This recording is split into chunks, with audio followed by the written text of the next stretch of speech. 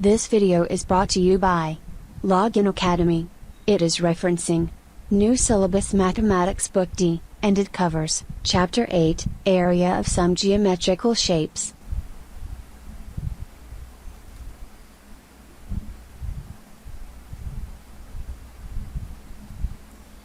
इस वीडियो में हम ट्रायंगल शेप के बारे में पढ़ेंगे और ट्रायंगल को एक्सप्लोर करने से पहले हम एक और शेप को देखेंगे जिसे हम रेक्टेंगल के नाम से जानते हैं।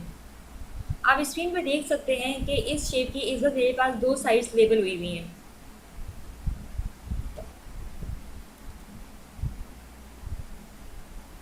एक है लेंथ और एक है ब्रेथ। रेक्टेंगल की अपोजिट साइड्स हमेशा इक्वल होती हैं लेंथ में। फॉर एग्जांपल अगर ये 7 सेंटीमीटर की है तो ये इसकी अपोजिट साइड है और ये भी 7 सेंटीमीटर की होगी। इसी वजह से हम इसे भी लेंथ कहेंगे। बिल्कुल इसी तरह लेट्स से अगर ये साइड 10 सेंटीमीटर है तो इसकी अपोजिट साइड हमेशा 10 सेंटीमीटर होगी। इसी वजह से हम इसे ब्रेथ कहेंगे और इसकी अपोजिट साइड को भी ब्रेथ कहेंगे। एक शेप में मौजूद वो तमाम साइड्स जो कि इक्वल होती हैं लेंथ में, उनको हम एक ही नाम देते हैं।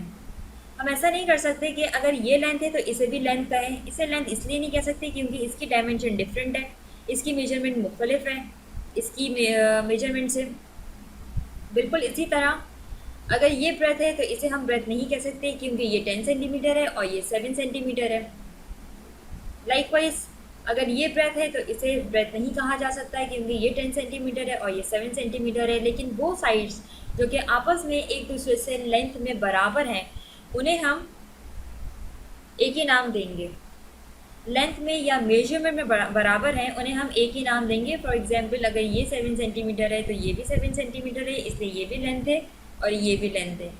लाइकवाइज ये 10 सेंटीमीटर है, ये भी 10 सेंटीमीटर है, इसलिए इन दोनों को हम ब्रेथ कहेंगे। अब हम आगे मज़ीद देखते हैं कि हम इस रेक्टेंगल शेप से ट्रायंगल शेप किस तरह से हासिल कर सकते हैं। कि मेरे पास एक डायगोनल है और इस डायगोनल के थ्रू इस रेक्टेंगल शेप को मैंने दो पार्ट्स में डिवाइड कर दिया है। एक शेप है मेरे पास ये और एक शेप बना मेरे पास ये। मैं आपको मज़ीद इसको हाईलाइट करके दिखाती हूँ। एक शेप मेरे पास कुछ इस तरह से बना है,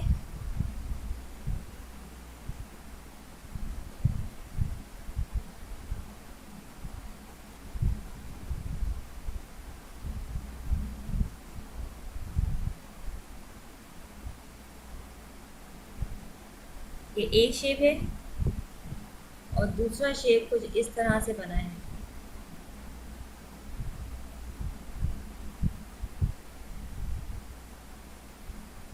इसके लाइंस मेरे पास कुछ बहुत ज़्यादा स्ट्रेट नहीं आ रही हैं, इसलिए मैं आपको इसको अलग से भी ड्रॉ करके दिखाती हूँ। फॉर एग्जांपल ये मेरे पास रेक्टेंगल था, इसे डायगोनल से हमने कट किया तो एक शेप कुछ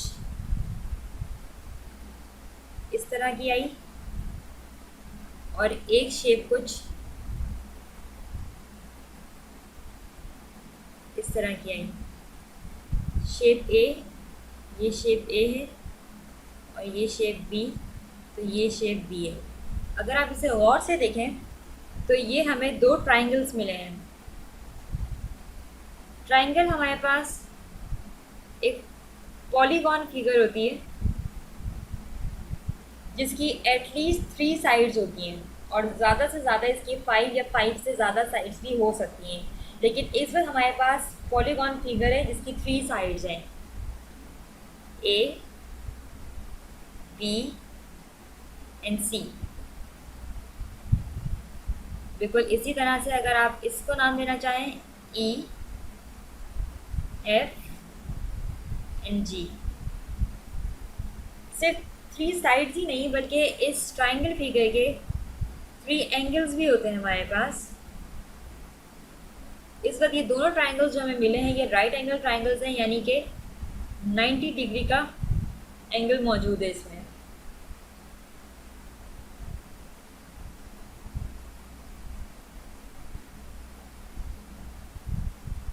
वो दो लाइंस जो आपस में 90 डिग्री का एंगल बनाती हैं उन्हें हम परपेंडिकुलर लाइंस कहते हैं।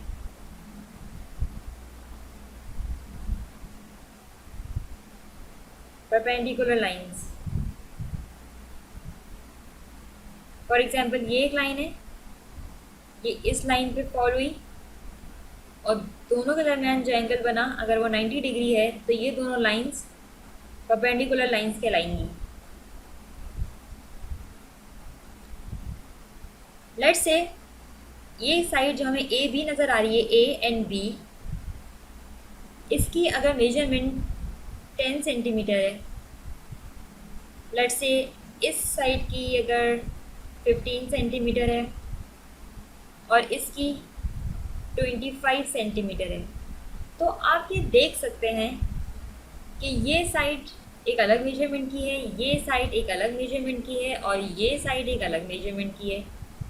अब अगर हमें इस ट्राइंगल के साइड्स के नाम पता हो या ना पता हो, लेकिन कम से कम हम इतना ज़रूर वाइल्ड गेस कर सकते हैं कि इन तीनों साइड्स के नेम कुछ डिफरेंट होंगे, क्योंकि इन तीनों साइड्स की मेजरमेंट डिफरेंट है और ज़्यादातर ट्राइंगल में तीनों साइड्स की मेजरमेंट डिफरेंट ही होती है, इसलिए इन साइड्स के हमारे पास नेम भी चेंज होते हैं।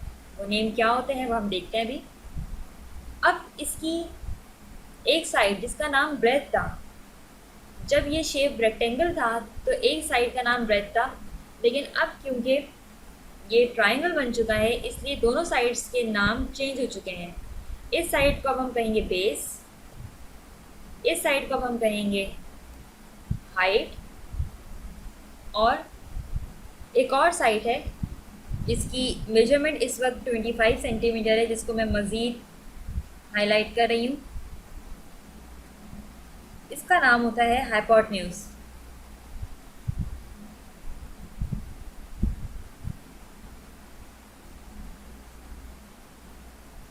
और ये दो साइड जो आप देख रहे हैं, ये दोनों लाइंस आपस में दूसरे के परपेंडिकुलर हैं, क्योंकि इनके दरमियान जो एंगल बन रहा है वो 90 डिग्री का है। और इस फिगर को हम कहेंगे ट्राइंगल। सारी एक्सप्लेनेशन हम इरेज करते हैं। इस ट्राइंगल के एरिया को फाइंड आउट करने के लिए हमारे पास एक फॉर्मूला है, area is equals to half height into base. इस एरिया को याद करने का एक आसान तरीका ये है कि जब ये वीडियो स्टार्ट हुई थी तो आपको याद होगा कि हमने रेक्टेंगल शेप से स्टार्ट किया था। रेक्टेंगल शेप से हम ट्राइंगल शेप तक किस तरह से पहुँचे, एक डायगोनल से हमने कट किया और फिर हमें दो शेप्स मिले, यानी कि एक रेक्टेंगल के अंदर से हमें दो ट्राइंगल मिले। जब हम एक रेक्टेंगल को कट करेंगे तो हमें दो ट्राइंगल्स मिलेंगे, यानी ये कि एक ट्राइंगल रेक्टेंगल के हाफ के बराबर है। मैं कुछ ये बात कहना चाह रही हूँ आपसे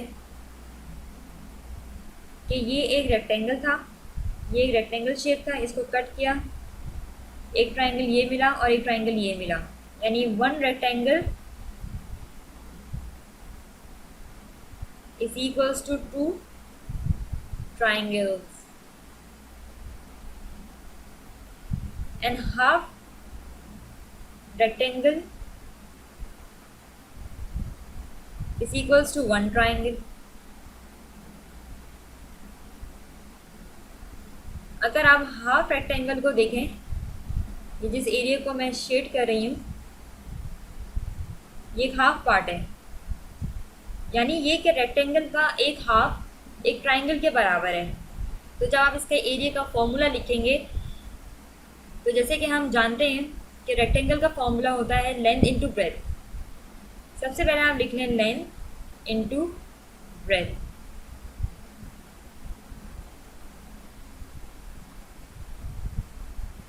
इसको हाफ से मल्टीप्लाई करें, क्योंकि हाफ रेक्टेंगल एक ट्राइंगल के एरिया के बराबर होता है।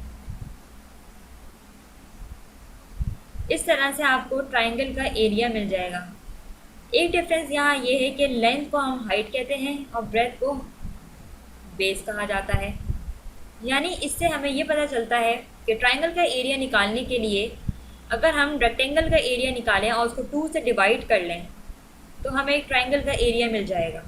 सिर्फ नेम यहाँ पर चेंज होंगे, वो मैं आपको डिफाइन कर चुकी हूँ कि नेम यहाँ क्यों चेंज है, या किसी भी शेप में नेम चेंज होने की क्या वजह होती है, साइड्स के नेम किस तरह से चेंज हो जाते हैं, ये डिपेंड करता है उस साइड्स की मेजरमेंट के ऊपर।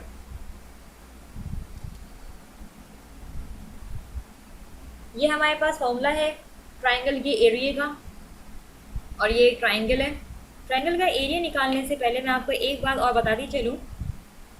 ये एक राइट एंगल ट्रायंगल है, ये आप देख सकते हैं कि ये 90 डिग्री का एंगल बन रहा है। अगेन इसे हम ब्रेथ नहीं बल्कि बेस कहेंगे, क्योंकि इस बार हम ट्रायंगल की बात कर रहे हैं। पहले हम इसको लेबल करते हैं ए, बी एंड सी से। ट्रायंगल को डिनोट हम इस तरह से करते हैं, triangle A B C. Now let's say this is 25 centimetre, this is 10 centimeter and its base is 15 centimeter. Now I am going to put values. Half height की value मेरे पास 10 multiply by base which is equals to 15. इसकी unit को एक different colour से highlight करेंगे, centimetre and centimetre. इसकी power है 1 और इसकी पावर भी है 1। जब हम मल्टीप्लाई करते हैं दो नंबर्स को तो उनके साथ जो वेरिएबल्स होते हैं उनकी पावर्स आपस में ऐड हो जाती हैं। 10 multiply by 15 is equals to 150 centimetre, 1 + 1 is equals to 2, 150 centimetre square over 2 which is equals to 75 centimetre square. ये मेरे पास ट्रायंगल के एरिया की मेजरमेंट आ चुकी है और इस तरह से हम इस फॉर्मूले को अप्लाई करते हुए ट्रायंगल का एरिया निकालेंगे।